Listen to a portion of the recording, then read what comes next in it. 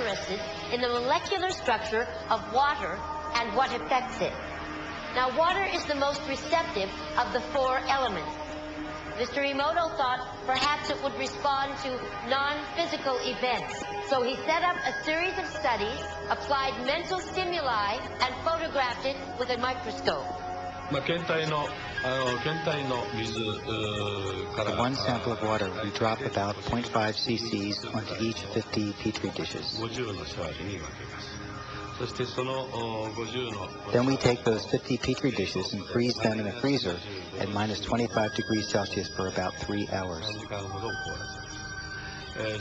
We take those frozen samples into a refrigerator that is set at minus 5 degrees Celsius, where a microscope with a camera is set up.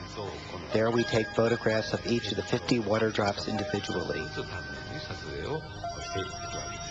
We first take photographs of water that we did not put any information in. Then we take the water with information and do the same procedure just described.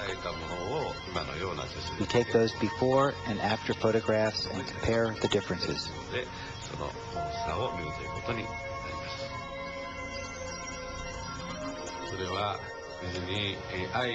When we projected the feeling of love and thanks to water, it made the most beautiful crystal.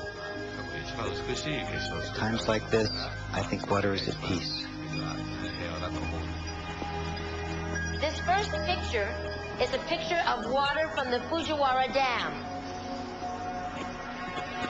And this picture is the same water after receiving a blessing from a Zen Buddhist monk. Now, in this next series of pictures, Mr. Emoto printed out words, taped them to bottles of distilled water, and let them out overnight.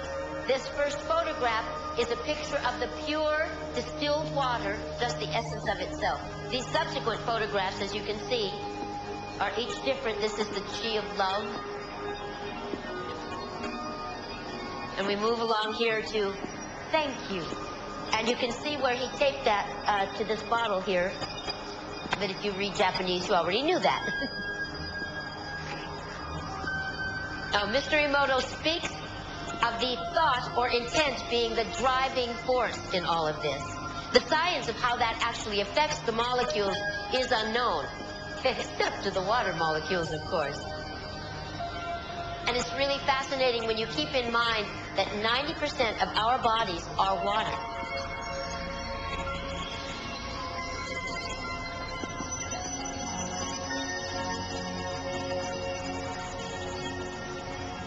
Makes you wonder, doesn't it? If thoughts can do that to water, imagine what our thoughts can do to us.